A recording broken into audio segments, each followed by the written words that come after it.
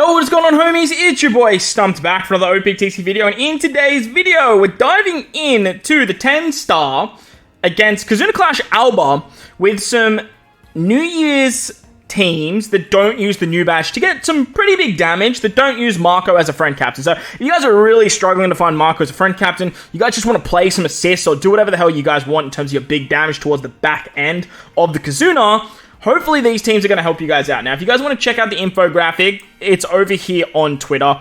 I'm not going to read it like straight off the bat, but we will dive into it as we talk about each individual team, because I did put together a whole bunch of different teams for each individual variation, so that way you can maximize your damage or just have fun with the content. But if you enjoy the content, belt the like button, hit the subscribe button for me, do all that good stuff, because it does help me out a great deal, and we're putting out so much of this 10 stars. So let's dive in.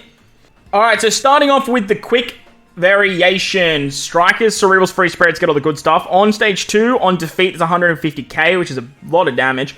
90% attack down for 5 turns, increased damage taken for 2 turns, and then a threshold for 2 turns as well. On the final stage, after level 31, which all these teams work for, there is immunity to KO and percent damage resistance, which is the Grey Shield. Normal attacks only, and immunity to everything except for defense down. There is stun on the left-hand column, and all orbs will be treated as unfavorable, except for tandem orbs, which is interesting enough. 7 turns of despair, which will go down to 4 after sockets, 6 turns of defense up, 5 turns of damage reduction, and if you use a slot change, you're going to get everything changed back to unfavorable, except for tandem, which is interesting enough. So, the first team, it's led by Roger and Odin, but uses a Yamato friend captain, works very, very nicely, so that way we can actually get access to our Ace Yamato sub. We are using the Kizuna Rare Recruit Whitebeard to destroy stage 2. He removes the attack down, he removes the threshold. We can use the Super Swap and the Super EX of Yamato, our friend captain, for the 70% damage reduction. That works very, very nicely. And then on the final stage, we can use Robin to get a double conditional boost after we've used Zoro and Sanji. They have the pudding support to get around the stun. We're going to use Robin to set defense to 0 because we can. Plus, that gives us the double conditional once we've used Zoro and Sanji special. Before that, we can use Roger and Odin. They're going to be our attack booster. They're going to be our orb booster. Zoro and Sanji is going to turn everyone into free spirit and slashes. And then Robin can get the double conditional boost. Whilst then we can get the chain boundary and the extra conditional thanks to Yamato and Ace. So with this team, you're going to have an orb boost, an attack boost, a 2.0 chain boost, a 1.75 chain multiplicative, a double conditional boost, a color affinity, and an additional taken thanks to the friend captain Yamato. It all works out pretty hunky-dory for this particular team, and it should do a lot of damage. Moving on to the strength fight. Strength, dex, and quick characters get all the good stuff. There's 9 turns of bind on stage 2 for your top row, which will go down to 6 after sockets. You get all unfavorable slots for your type orbs, and then you get a type slot turned into strength. So everyone gets strength orbs, which will be treated as unfavorable. I'm actually now looking at that, and that's kind of a bit of a problem for one of my one-team versus alls. But hey, we move. There's 2 turns of resilience as well on this particular stage, which is a little bit annoying, but we can definitely get around that. On the final stage, there is going to be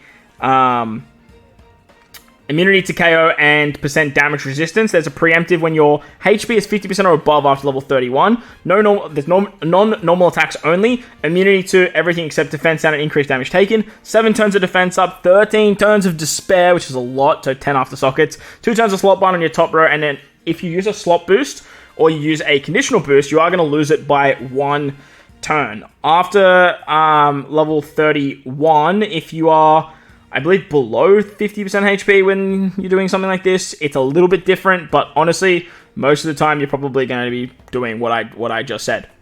And the team for that looks a little bit like this. To get around the resistance on stage 2, we are utilizing the Raizo support on Kinemon Denjiro. That works great. It's going to give you end of turn damage because there is bind. Yamato gets around the bind though, and then you can use her super swap to give yourself a Wano orb as well as a adjacent tandem. You can use the Super EX of Roger and Odin here as well if you really want to. That's another really good option. It's going to work out very, very nicely, and you can do some fun stuff there. On the final stage, you're going to use Roger and Odin once again to get an attack boost and orb boost. Yamato is going to be your color affinity and your increased damage taken. You can use the super swap of Kinemon Denjiro to give yourself 50% slasher resistance, and then turn everyone into free spirits and slasher characters thanks to Zoro and Sanji. You do want to use the super swap of Ace Yamato first, use their special, so that way they get the conditional boost. Otama's going to increase that by 0.15. Then after you turn everyone to Free Spirit Slashers, you can then use Robin. Robin, you need your captain to be Free Spirit or Cerebral. That way you can get her double stacking conditional boost. And remember, you are going to lose one turn of this, so that's why you need to use Ace Yamato as well as Robin, and it works out very, very nicely. It's very similar to the team you guys saw last, but hey, remember, these are big damage teams.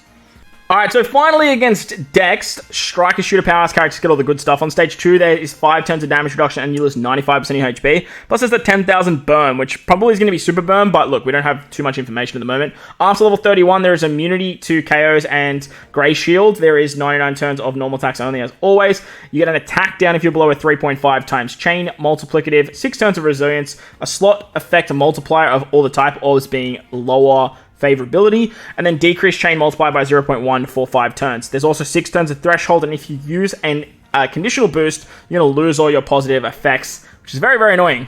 But we did put something together, and I don't know how much damage this is going to do, because they didn't really want you to use Ace and all that other funky stuff, but I've tried to get as much healing as possible with this particular team. So the idea is to use Ace on turn 2, and utilizing Ace on turn 2 means that we can actually get a 3-turn conditional for the final stage. We're going to use the super swap of Yamato once again on stage 2 and use her to get around the damage reduction. Then she's going to give herself cooldowns on the final stage with her captain ability, giving herself 5 turns or 6 turns or something stupid.